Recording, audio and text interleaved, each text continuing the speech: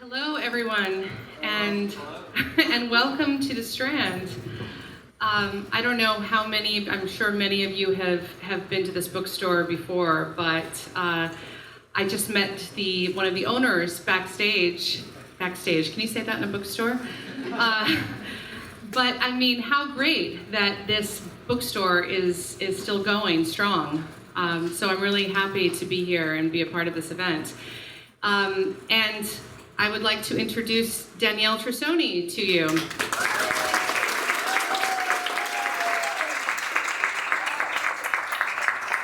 just like to say thank you to everyone for coming. I see a lot of familiar faces out there, and thank you for being here.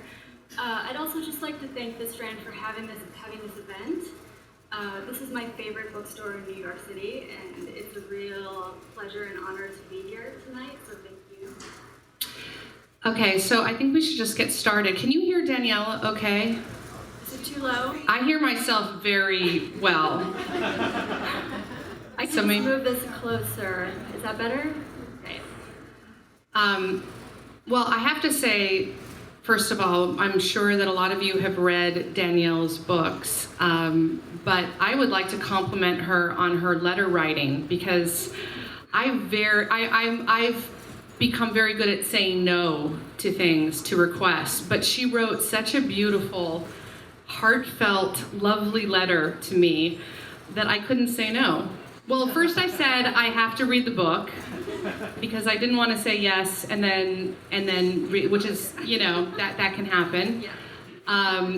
But I read the book and I was just intrigued and fascinated, so I said yes. And then that on top of the letter was a winning combination. I'm so glad that my letter writing skills finally had a it finally paid off. I've been writing these letters a long time, but I have to also say, since we're talking about the process of how this all happened, before I started thinking of who I'd want to do an event with, I thought of Molly Ringwald, and I had read her first book, and I think you wrote an op-ed in the Times too. And I had read it, and I said, if I could do an event with anyone, it would be Molly. So I'm gonna try. Like, this is my ideal. I don't know if it will happen. Why not, aim big? And so I wrote this letter, and lo and behold, she said yes. So it all just came together. So here I am, and here you are. So I would like to first ask you. I read The Fortress. I was intrigued because, like you, I lived part of my youth in France, was in a relationship with somebody that didn't work out. And I felt when I was reading your book that I almost had PTSD, in a way. That thing where I'm not in that place anymore. And for the record, my ex was, nowhere near the character that you married, but there were those for those of you who haven't read The Fortress. For me, it's this very intriguing combination. If we were going to take books that you could possibly compare it to, it would be A Year in Provence meets Eat, Pray, Love meets The Shining.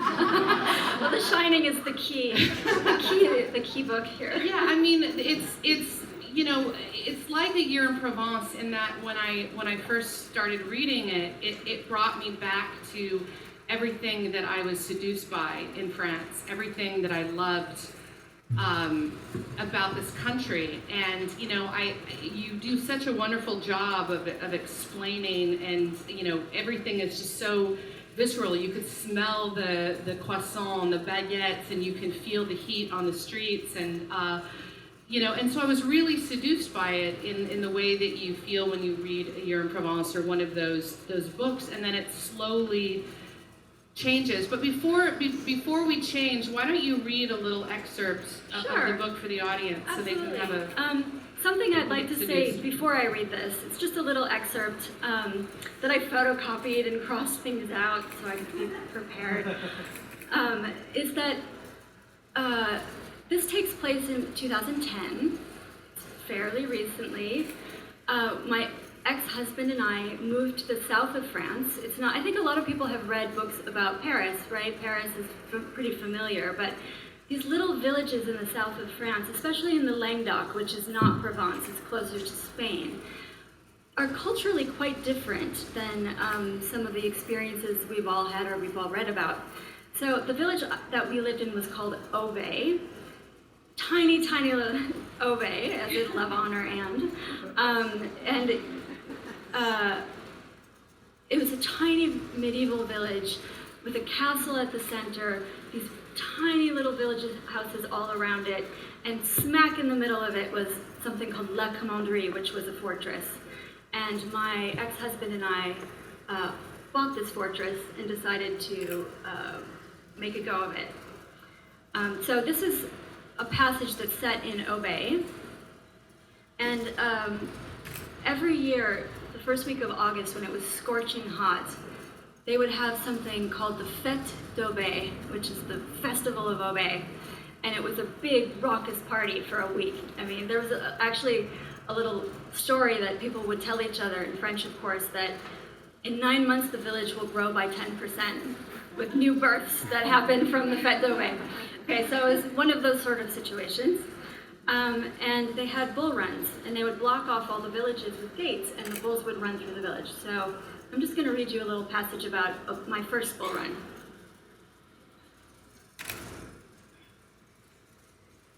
The Fête votive d'Aubé was the highlight of the year for the locals and tourists alike.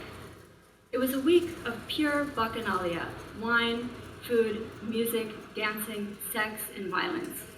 The most famous event at the fête was the daily running of the bulls, an event that occurred just before aperitif hour each day. Bull runs involved skill and danger, and many of the local boys waited all year to show off their prowess in the village. On the first day of our very first fête, we walked to the main street and waited behind the gates, curious. Before us, with his twitching tail and sharp horns, stood an enormous, heaving black bull. The villagers lined up along the main street, standing behind the protective iron gates, watching anxiously. A gun sounded, and a pack of white Camargue horses galloped up the street, running together like a single great wild beast, all legs and hooves. Charging after the horses was the bull, its horns long and sharp, its tail switching back and forth. A mob of teenage boys and young men in their 20s ran after the bull, trying to tackle and restrain it. One boy held the tail, while another jumped on the neck, while another grabbed the horns. Together, they wrestled the beast to the pavement, absorbing the violent shocks with its twists and kicks. All the villagers screamed and cheered. Their boys had defeated the beast. But sometimes they didn't defeat the bull. Sometimes the bull got the best of the boys, and these moments, when they happened, could be gruesome. I once saw a man dragged in one wild sweep from the pharmacy to the mayor's office. His shirt had ripped away and his skin burned against the concrete, leaving his back raw and bloody. There were bull runs in many of the small villages surrounding Aubé, Calvisson, Aigues-Vives, Junas, and all of them had their share of injuries. One boy was gored by a horn.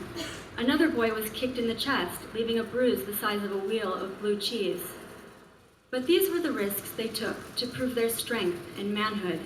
These injuries were the price of glory. We met Lulu and her husband Lord at the festivities.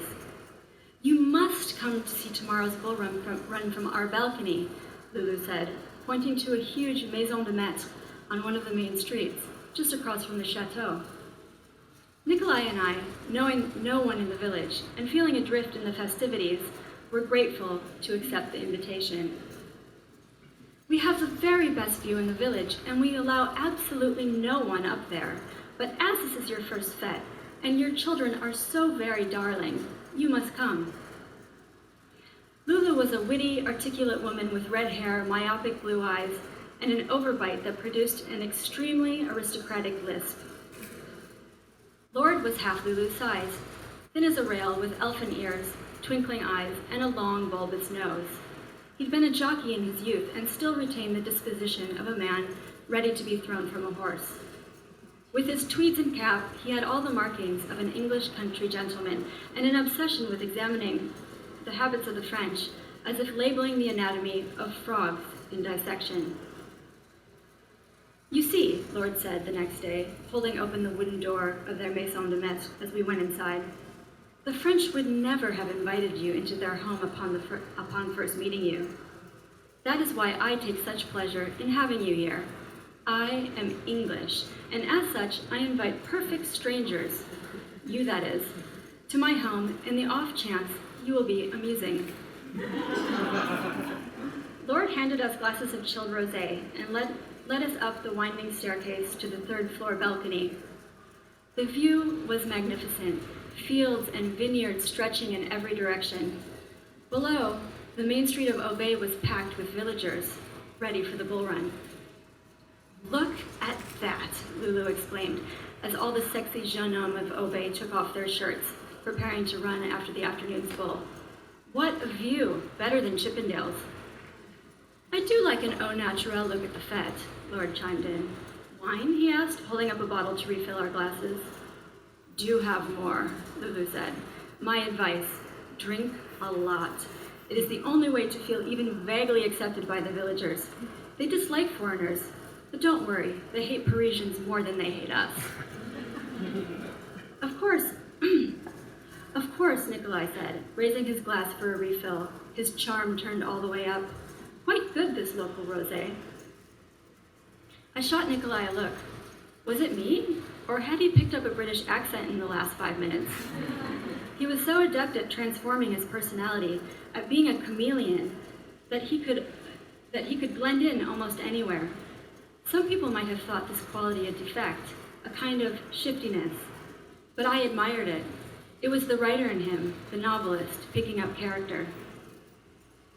"This is a fantastic painting," Nikolai said, standing with his arms across his chest, examining one of the oils on the wall. "First rate, reminds me of the Dutch." "Are you keen on painting, Nikolai?" Lord asked, his eyes bright. "Terribly," Nikolai responded, "especially painters of that period." If my weakness was blind romanticism, Nikolai's weakness was pretension. He wanted to be admired for his intelligence, his refinement, his obscure references to Schubert and Nietzsche. Lord was exactly the kind of person Nikolai could impress. "Bravo, old chap," Lord said, slapping Nikolai on the back. "I don't care what they say. Eastern Europeans are a jolly good addition to the European Union." A gun went off, signaling that the bull run was about to begin and warning the townspeople to stay off the streets. "It's so exciting," Lulu lisped, hanging over the balcony and waving to the boys below. "You can smell the sweat all the way up here." "Here they come," Lord said. Looking down the street, I saw the bull charging. In the distance, amid gusts of dust and rising shouts from the crowd, the white Camargue horses' hooves slammed the pavement, their riders, the village cowboys, steering the bull this way and that, angling to one side, then pushing it away from the spectators. "You see what they're doing now, don't you?" Lord said, nodding at the horses. "They're slowing the bull down to give that poor kid a chance to gain his footing." "Yes, that's right. It's all one coordinated ballet, a beautiful masterpiece, and it is only here, from our balcony, that you will see it so well." I tried to see the masterpiece in the chaos, but all I could make out was a dust-up of major proportions. Cowboys sat tall and strong on the horses, their hats perched on their heads, boots shiny in the afternoon sunlight. They were rough and beautiful and brutal. "That big chap there," Lord continued, pointing to a hulking boy, "he's going to get this one."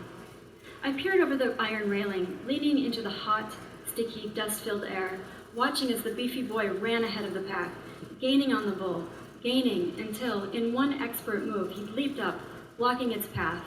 He grabbed the horns in his hands and, with a tremendous twist of his arms, screwed the head down to the ground, pinning it there. The bull kicked, but there were more men behind, who, seeing that it was in a weak position, piled on, jumping on the beast's back and yanking its tail and pushing it down, down, until that great wild thing buckled to the ground. The population of Aubais erupted into a great cheer. The hero has slain the Minotaur. The monster is banished for another year. What will they do with that? What will that guy do with him now that he's got him? I asked, swirling the cold rosé in my glass and taking a long sip. It was crisp and fruity, like a burst of iced cherries on the tongue. Tie him up? My dear, Lord said, plucking at me, this is not one of your American rodeos. You're right, I said, turning back to Lord. This isn't at all like an American rodeo. No? He asked, his eyebrow raised in challenge. Not at all, I said, finishing my glass of wine. It is so, so much better.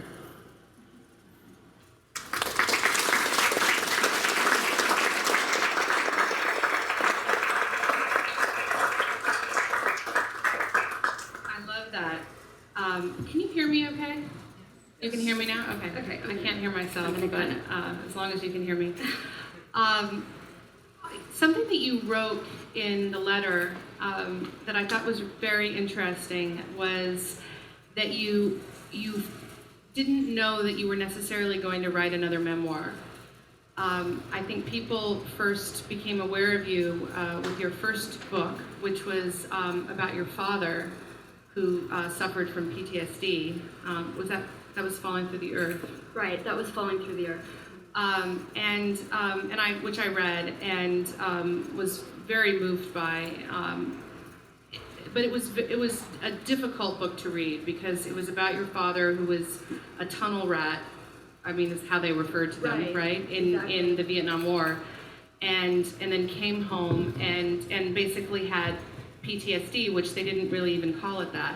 Right. I don't think that they had that nomenclature then. I think that it was just, after the Vietnam War, people were troubled. They were in the street. They were on drugs. They were just messed up. Damaged. Yeah, damaged. Yeah.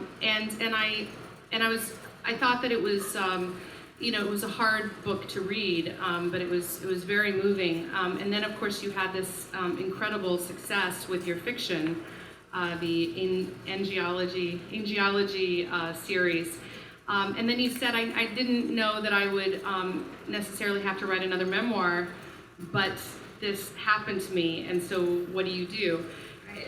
I think I prayed that I wouldn't have to write another memoir. So I just wanted to ask you a little bit about that, the differences between writing fiction and memoir, and I've written both. I prefer fiction, and I just wanted to know if you have a preference, what's different for you? Well, I think I taught myself to write my first book. When my father passed away, one thing he left me was a little box of things of mine he had collected throughout his life, his life with me. And one of them was a notebook that I had started writing when I was 11. It was on just a little notebook, little Mead notebook. And I found in that notebook some scenes, not whole scenes, but ideas for scenes, seeds of scenes that ended up being in Falling Through the Earth. So I think in some ways, I taught myself, if that makes sense, to write, to create that book. After that, it was all pure pleasure. Writing the novels for me, I would go every day to my desk overjoyed. Wow. This is fun, I was having a great time. I love writing fiction. But I think there's a real need and also a sort of energy in memoir that when I have something I want to say and that I need to say, I use that form. Mm-hmm. I don't think, I'm not going to wood around here, but I don't think I'm going to write another memoir. Maybe know. I will, you never know. But for me, that form is special. It has a special purpose in my life. It's obviously extremely personal. Yeah. And you're vulnerable in a way in memoir that you can be obviously vulnerable in fiction, but it's not the same. It's for me anyway. Yeah, I think it's not the same because people can, you're going in. One thing that you're doing is you're going inside your own consciousness and giving it almost as a gift to the reader. Like, mm-hmm. This is my experience. Join me in it. But that takes the barriers away. Yeah. All of those barriers you have in fiction. Another character thought that, yeah. Or of course, even though we're all of our characters, pretty much. I think in fiction. Yeah, even the angels, right? Yeah. So when you say that you taught yourself how to write in order to write the memoir, when did you go to Iowa workshop? That's where you met your ex-husband, who Exactly. Yeah, exactly. I met Nikolai, my ex-husband, at the Iowa Writers Workshop when I went there in 2000. I was there from 2000 to 2002, and we met there. But I had been trying to write for many, many years before that. Did you always know that you wanted to be a writer? I pretty much did, somehow. Since high school? Did you ever want to do something else? What did I want to do? I actually had one point where I wanted to be a painter. Oh. But my mom has my paintings framed from that period, and they're embarrassingly bad. But yeah. So around the same time, though, you decided that you wanted to write. But I started doing, actually, I didn't decide, I want to write. It's sort of, I started writing in journals and notebooks and ended up with so many that I was like, oh, this is the only thing I can actually do well now because I've written so much. And it wasn't with the intention of really becoming a writer, but as a way of finding my way out of my life. That was, at that point when I was 16 through 20, it was a very dark period for me because I didn't see, as I think many teenagers can't, how to get out of that space that you're in. And my particular space was more difficult because of my relationship with my father. So that was the subject I kept coming back to. And how, this is something that I ask as sort of a personal question, because when I wrote my first book, which was, I don't know if you would call it a memoir, nobody really exactly knows how to categorize it. It was sort of recipes, it was lifestyle, it was fashion, it was sort of everything that I was kind of interested in. But there was a lot of memoir-esque aspects to it. And I lost 3 friends. One of which I Welcome have. to the club. One of which I have. We, thanks to her, we actually, no, 2 of them I salvaged. One I've just lost completely. That never occurred to me. I mean, it should have. I should have changed names. I should have done composite characters. But in my mind, I was just writing the truth. Yeah. But of course, when you write. We all have our own. We all have our own truths. It's completely subjective. Right. And also in my mind, I thought I would never write something about a friend that was negative. I mean, I'm not an unkind person. So, if it was negative, of course I would change the names. But in my head, I thought if I change the name, then that implies that I'm writing something negative. And so I couldn't, anyway, I've sort of learned my lesson. But it also scarred me a little bit in that I'm a little bit afraid to write a memoir. And my own mother said, please, when you write your autobiography, just make sure that I'm dead. I mean, my mother actually said this to me. Did she want you to help her get there? No, I just think that she just does not want to.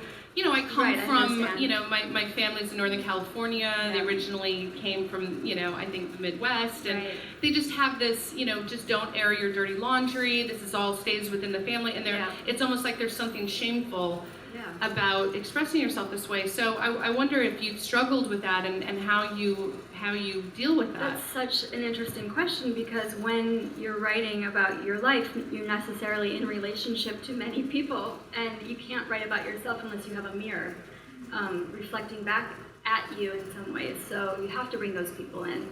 My first book caused a big ruckus in Wisconsin, in the little town in Wisconsin where I'm from. Because you don't just talk about your family, but you also talk about the town and the community. Right, there's a bar there called Roscoe's Vogue Bar, where my dad used to take me when I was 10. And I'd sit up on the bar stool with him and play, dice games for drinks. I wasn't drinking the drinks, I was winning other people their drinks. I would have a Shirley Temple with a lot of cherries. And, I wrote about that, and they did a Roscoe's Vogue Bar bus tour a while back, because the people from the bar remembered that. So it was, on the one hand, that was a special thing for them to see their life represented. On the other hand, my father unfortunately passed away the same month my book was published. And that synchronicity, or those events coming together at the same time, created a lot of feelings in my family that they wanted to defend him, or they wanted to create their own vision of him. So in that sense, yes. I agree with what you're saying. He able to, did he read the book? He read an advanced copy. He was very sick. He had cancer at the end. Mm-hmm. And so he read it, and we talked a little bit about it, but he was just so sick that there was no getting into the details right at that point. So I'm gonna skip the your fiction for the moment and just go to this memoir, since it just came out. I believe you said on Tuesday. Came out on Tuesday. Congratulations! It's very exciting. Yeah. So when you were living the events that you write about in the book, did you know that it was, I mean, as a writer, are you always sort of thinking, this could be a book? Did you know that you must have it at some point? No? No. Okay. No, I was so overwhelmed by my life at that period. Were you keeping a journal? I wasn't keeping, I kept little bits, but not really, no, because I was also writing fiction at that time. And when I'm writing a book, I don't keep a diary or anything. All of my words go into the book I'm writing. Mm-hmm. No, I was so caught up in the emotional experiences of what I was going through during that period that, also I'll say I wasn't physically well during that period. I ended up getting quite sick because I was so unhappy with the situation. So, no. What did you have, like the flu, or did you get something? I ended up being diagnosed. The thing is, I didn't get diagnosed for long. I had severe anemia, so I kept fainting. And like in the book, there's a couple of scenes where I would be walking. We had this big stone staircase, and I fainted on the staircase and tumbled down. Oh. And things like that. No, I didn't. When I was living in this village, and when we moved there, I didn't think of it as anything other than me trying to salvage my life. Mm-hmm. What I loved so much about it when I read it, I moved to Paris when I was 24, but the person that I ended up marrying was from Bordeaux. So we spent a lot of time in the South, and we also traveled around quite a bit. And I think it was very hard for me to get out of this relationship, because it was, at some point, it was like, what's the man and what's the country? I was so seduced by France, and I was such a Francophile, and I loved that life so much. I loved the streets, and I loved the air and the people, and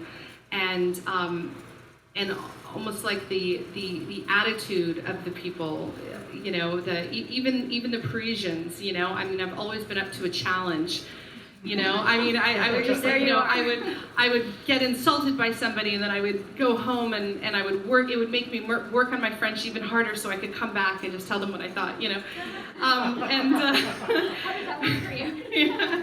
And so. But it was very, very hard to get out of this relationship, because I felt like it was all mixed up in this culture that I admired so much. And even though I knew that the relationship was flawed in many ways, it was just really hard for me to separate those two things. And something that you manage so well is when you read the book, you really feel that. You feel, even though the marriage was in trouble and you were looking to sort of save it, in the beginning, you really get what was alluring and seductive about the place. Yeah, he was his own country. Yeah, I could say. Yeah, and he wasn't French. No, he right? wasn't French. He was Eastern European. Mm-hmm. But lived in the States as well. Spoke perfect English. Wrote in English. But he was an extremely, all of those things that you're saying about France, the sort of seductiveness of the idea of a place or a thing, I felt about him. And it wasn't even, looking back from a more sort of level-headed and clear space, I see that those things were my creations. I think a lot of the things that we love about someone, there's a synchronicity or a sort of way of plugging into all of our weaknesses or our expectations or our dreams. Yeah. And we find that person and just, create our own identity on that person, unfortunately. Yeah. And for the longest time, that was what kept me going. I mean, they sort of also, I think, relationships, they are like a mirror in that they reflect back to you who you want to be or who you wish to be. Right. And he was someone, so just a little bit of background, he was a child pianist. And prodigy pianist, and was playing around Europe by the age of 9 and winning international contests. And then he changed professions. He went to music school and dropped out and became a writer. And so all of those things, sort of me coming from the Midwest, wanting to leave the Midwest, wanting to experience the world and culture and that sort of thing from a different perspective. He was absolutely sort of in my mind, naively, what could bring me there. Do you have any idea if he's read your book? The question everybody really wants to know.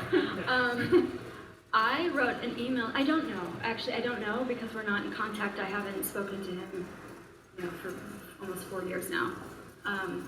But I did send an email to him, letting him know that it was coming out, and he said, "You can't use any of my writings in it." And I said, "Okay." Okay. So he's aware.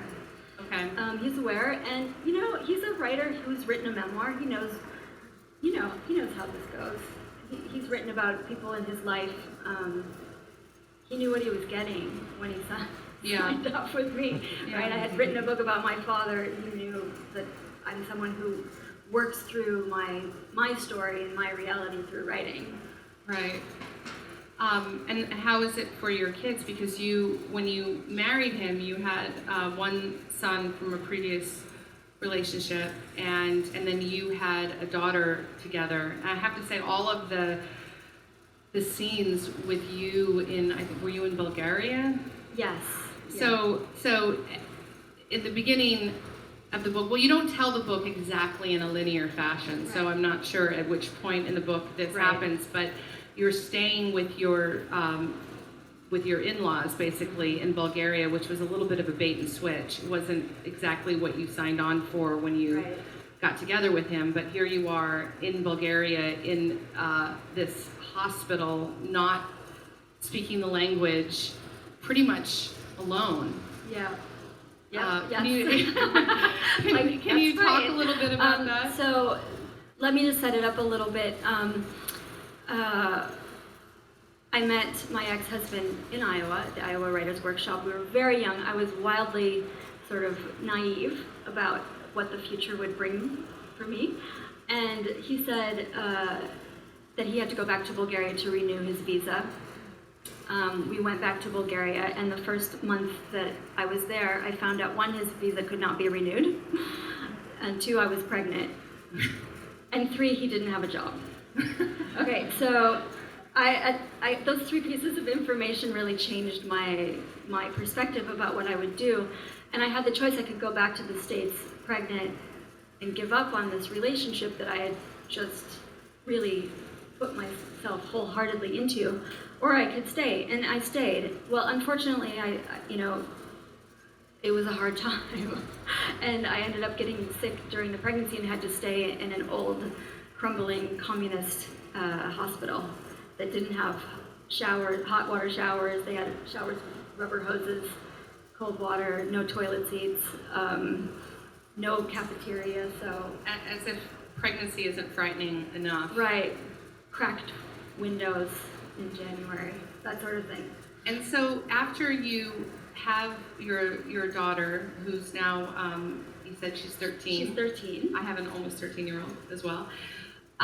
So around this time you started to feel like maybe everything wasn't exactly what you thought it was going to be. Yeah, maybe I shouldn't have signed on for this. And so your solution is to buy a crumbling, was it 14th century fortress in Languedoc, Well, right? so you're skipping a few years.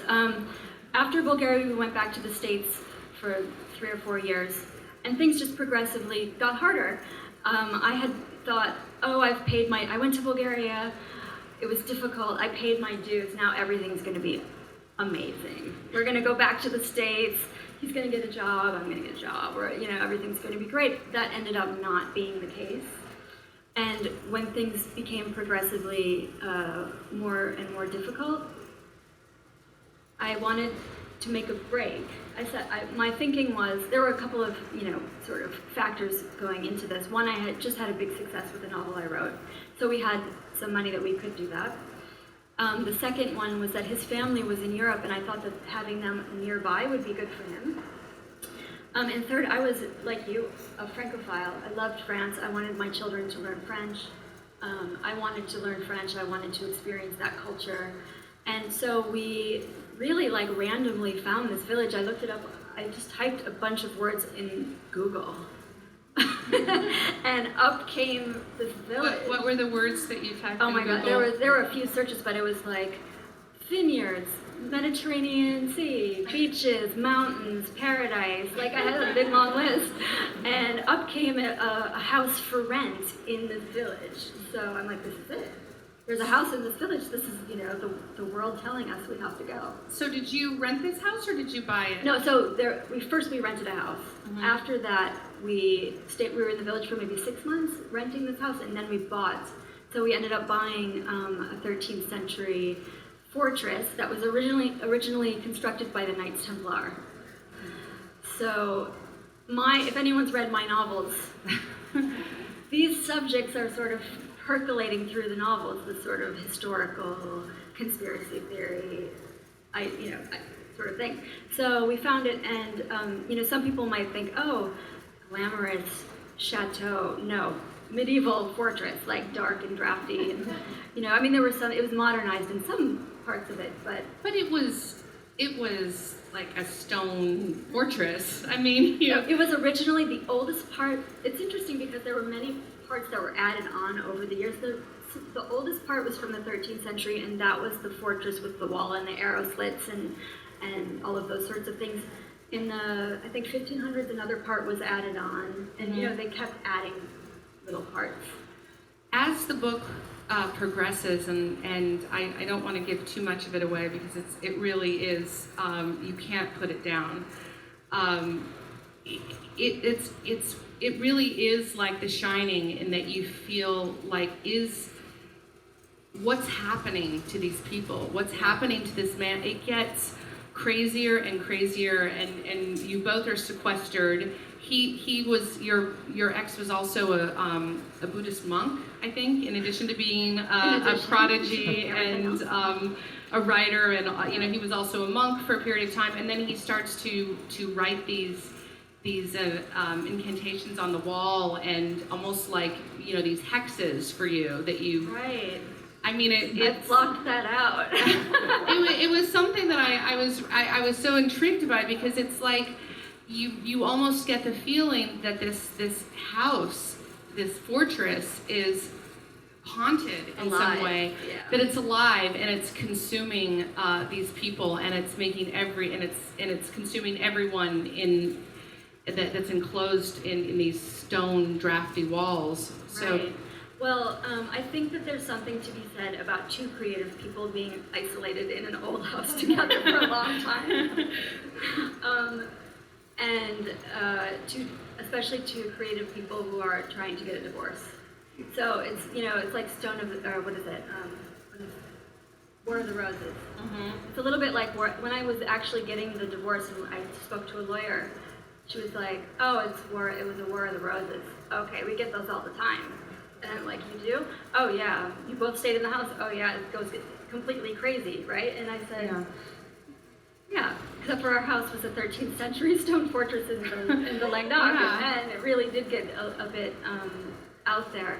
But to answer your question about the mantras and stuff, he was a genuinely I don't want to say religious, but he had a deep belief Spirituality. in spirituality, Buddhism. He lived with the Dalai Lama for a number of years in India and studied Tibetan. He could speak Tibetan, so That's so surprising that he studied with the Dalai Lama, because he doesn't seem someone, at least from reading your book, that was at peace or Zen at all. No. No, I don't think he was, and I don't think he would even say that. I don't know. I don't want to put words into his mouth, but I would say that that Zen is a different animal from Tibetan Buddhism, and there was a side to it from what I could glean and from what I learned from being around him that was very magical. There's a sort of darker side. It's not according to him. Anyway. Yeah, well, you definitely get that. I think it's one of the aside from writing the place and the seduction of the place, you really get what was seductive about him. Right. I mean, on paper we were both a really good fit, and on paper it all looked good. It's just the chemistry. I think everyone who's been in a relationship knows the chemistry. Yeah. But it's interesting to me that you were able to write him so seductively once it was all over. I know, and only 3 years later. Yeah. I mean, that was a real struggle. I had to sort of, one thing that... How did you do that? Because you said you didn't keep journals. Were you just able to still remember what was appealing about him? There was a sort of, there was a period after it ended where there were some legal issues, so I had to actually go and print out emails and correspondences and look in my calendars and get everything out and down and clear. So I did have a timeline, for events. But to answer your question about how I wrote it so soon after, it was hard. I took a lot of, I don't want to say a lot of time, it's been 4 years now. But there were a lot of drafts. I think the one draft was almost 500 pages long. Wow. There were many different manifestations of the book. And the form that you have here is quite different, I think, than the original one, but that's just the process of writing and refining it. How long did it take for you to write the first draft? I wrote the first draft with a pen in notebooks, and I have those 5 notebooks, actually. Wow. So I wrote it all by hand, and it took not much time, like 2 or 3 months. Wow. But then my second draft was typing it into a computer. And then you did a lot of editing and rewriting. And then there were many, many drafts after that. And who were your first readers? My first reader was my agent, Eric Simonoff, who I think is here somewhere. Maybe, or maybe he's not here. And who else? And did he give you notes? And did he give you feedback? And he did. Did his feedback change your book at all, or little? Eric's wonderful because he was just overwhelmingly supportive, and I think he knew that this kind of book coming at that moment, what I needed was just support. Right, just write the book, get the draft done, and let an editor help you shape it. It was a long road, though. It went through many drafts, and it went through lots of cutting and rewriting and taking stuff out and legal review and so many different manifestations. What do you hope people get from the book? Well, that's such a great question, and it's an important one to me because there's many layers to this book.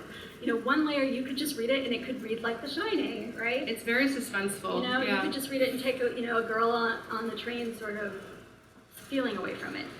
But that's not what I want. That's not why I wrote it, and that's not, for me, what memoir can do as a form. What I hope to achieve is a sort of reflection about the experience. And in the book, I've layered a sort of post-divorce me, right? Reflecting back upon that experience with some wisdom, with some level of Clarity. and forgiveness. You know, it's a book that's about learning to accept that life is imperfect. You know, that we have these experiences and we fall in love and we make mistakes and then we fall down and we get up and we keep going. Yeah, that was really one of my takeaways, you know, having lived outside of my culture, outside of my country, and you know, not surrounded by my mother tongue or my family or anything, how scary and vulnerable you can feel. And I never had anything that as traumatic as what you went through. I didn't have kids. I didn't have that level of commitment, but I still really felt scared sometimes and didn't know, what I was going to do, because I was, very intimidated by the people who spoke French better than I did, by my ex and all of his friends, and so I was really intrigued and interested to know how you get through it and how you survive. Yeah. And I think everybody that's been in that situation, you don't even have to be in another country, but in a situation where you feel like vulnerable, that you don't quite belong, or threatened, I feel like it's a perfect story of survival in that way. I think you're right, and I think it also is a story of like someone I'm an extremely independent person. I always thought I can do it alone. I can move my family to France, no problem. But none of us spoke French. We didn't know anybody there. I chose a village on the internet, okay? Hubris, the Greek tragedy, I should have had a major fall, which I did. So narratively, it all makes sense. But what I learned at the end of this story is that I needed people. My mom came to France. My stepfather came to France. I had people around me who picked me up and created a community of people who I trusted and loved me and helped me through it. So in the end, I think that's how I got through it. Yeah. That in writing this book. Yeah. How did your kids do? I mean, how do they feel about the book? And I don't know if they have any contact with their dad, with their father, reading about their father in that way. How have you sort of Well, I've had long discussions with them. Do you want your real name in the book? Should I take it out? Do you want this in the book? Should I take it out? And we're very verbal in our house.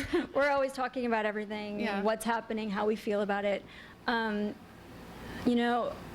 My daughter has, it's harder for her. She had a more difficult, traumatic experience with this divorce, I think, than my son. So, and she is in a great place right now. She's in a wonderful place. She's read parts of the book with me. She hasn't read the whole book? She hasn't read the whole book, no. We're saving that for later. Yeah. No, I've had a little bit of the same experience in that, I have this, I have 2 daughters and 1 son, but my 13-year-old has been my muse, I think, pretty much from the day that she was born. She's confounding, she's brilliant, she's volatile. She's everything that you sort of look for in a interesting heroine. And so I write about her a lot, and she's my pride and joy, and I adore her, as I do all my children. But for some reason, there's something about Matilda that just fascinates me. But now it's gotten to the point where anytime I take a picture of her, she says, "Don't post that." My daughter's the opposite. She's like, "Are you going to put that online? Let me do a color correction. Let me do this." Yeah. I'm like, okay. Well, she likes to control all of that, which is understandable. I think when you're 13 years old, it's really when you take control of your own narrative. And I've been able to write about her up until now, and now it's the point where I can't anymore without without a discussion. I mean, she's pretty much off limits. And also, I have members of my family. I have somebody in my life that has also told me that I can't write about them at all. You know, obviously I could. I mean, anybody has the right to write about their own life, and that's just the way that it is. But I you know, it's that fine line.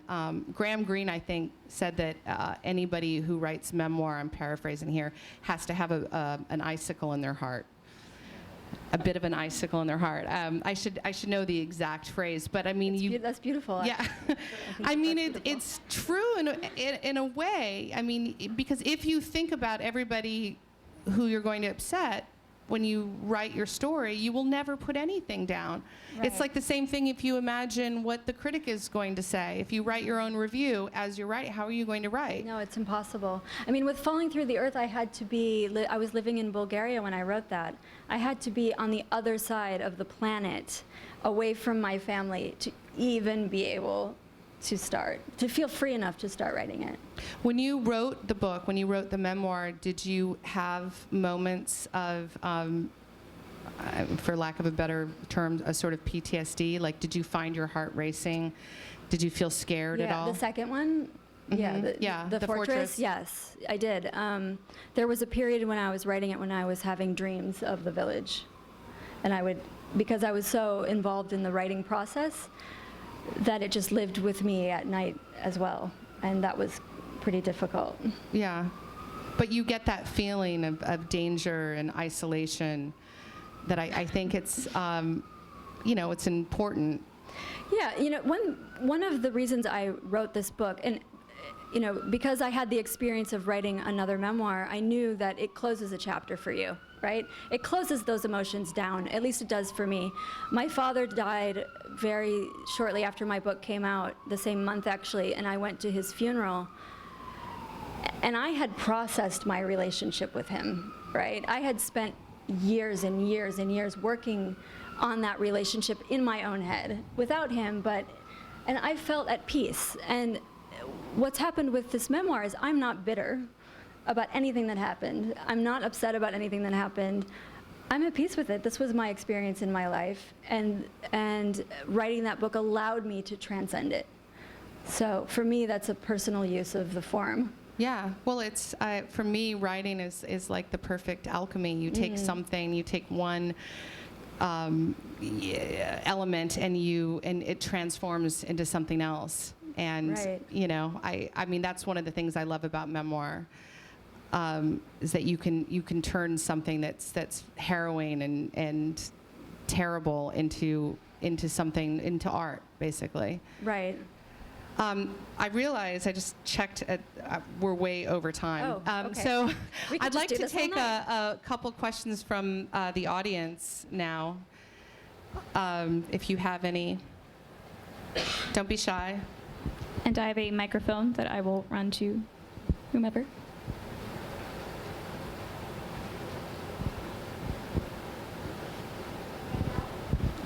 Hello. Do you have a microphone? Grew up in La Crosse, second cousin. I can relate to Falling Through the Earth. Your life was my life. We all grew up the same in the Midwest. And I'm so glad that you escaped. Oh, thank you. Me too. No, what's your name again? Linda DeFlorian? Oh, okay. I know all of the DeFlorians. Yes, you do. And the Trussonis. And I do. They're all from Genoa. yes. Another question? Yes. Is there ever a temptation when you're writing a memoir to inject some fictional things to make it more interesting to a reader or more entertaining? The problem I had with this book is that if I had written this as a novel, no one would believe it. Do you understand what I'm It's saying? true. People would say you're going too far now. Right, come on. You know, that couldn't, it's extending beyond the limits that we're allowed in a fictional world to believe. So I didn't need to. I don't think I would write a memoir if I felt that I needed to. If I don't have the material that's an interesting enough story, it's not interesting for me to write it as a memoir. I would rather write a novel, frankly. But it is an interesting question. I think that there are writers who have succumbed to that temptation. Yeah. Memoirists who, for whatever reason, felt like they had to make it more interesting. And I think if you're a memoir writer, just stick to the truth as you know it. I think to embellish in any way, the truth always comes out eventually. And it's just better, I think, to stick with the truth as you know it. Yeah. Yes? Yes, blue shirt? Oh. I think a lot of your fans, your Angelology series, are waiting for the third book in the series. Will that ever happen? Will there be a third book to her Angelology series? There could be. Yeah, there might be.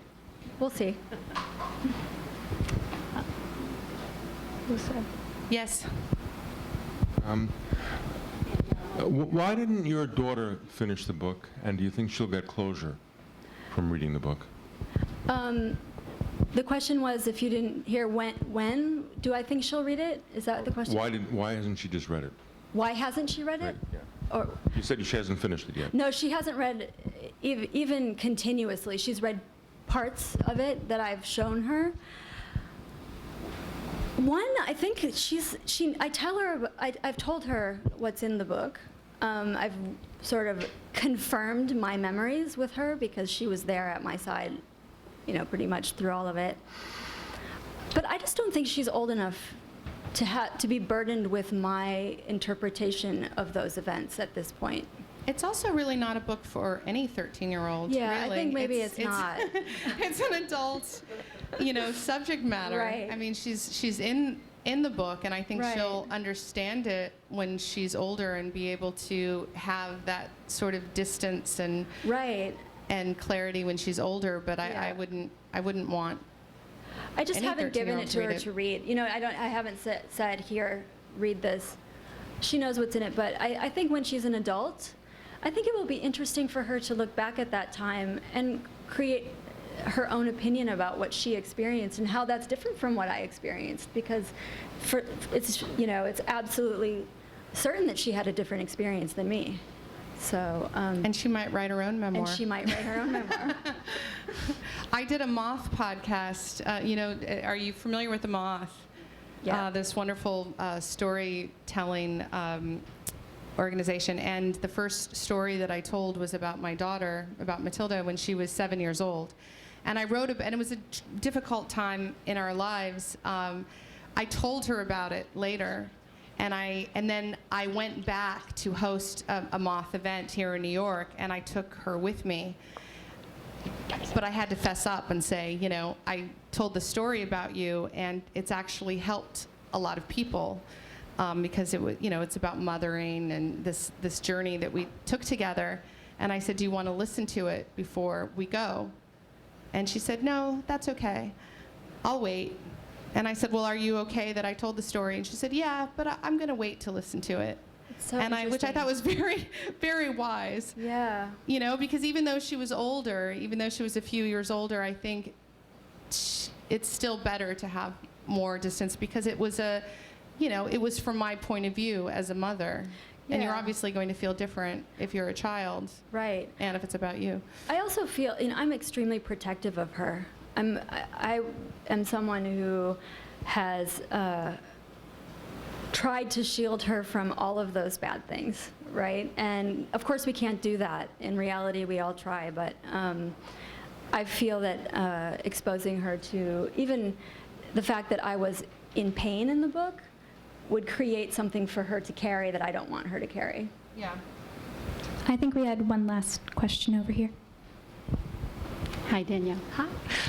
I'm just so in awe of your ability in 4 years to take this story and turn it into a book. And it makes me think a lot about discipline and writing for you as like almost a religion or a process or something that maybe even helped you get through some of that pain, because I also think about, you're a working mom, so you were dealing with divorce being a mother of 2 children, helping them deal with the divorce. So I was just curious about your writing as a process and also the discipline and how it might have helped you with doing each revise get clarity? Yeah. That's exactly the right word, is the discipline. I write every day except for Sunday. And I work 9 o'clock, I'm at my desk. Or I was working at the, shout out to the writer's room, which is just down Broadway. It's a wonderful place to work. And it gave me a sort of sanctuary where I could really go every day and write. And if nothing happened, I was still sitting there. So it really was about, it's my job. You know, Did you ever have punch another in. job other than writing? I worked as an English language teacher in Japan for 3 years, right after college, which was an amazing experience. But that's it. Otherwise, I've been extremely fortunate. I've only been writing. I don't know how that's happened. That's lucky. Yeah. I'd like to thank everybody for coming out tonight. If you haven't bought the book already, I highly recommend it. And congratulations, Danielle.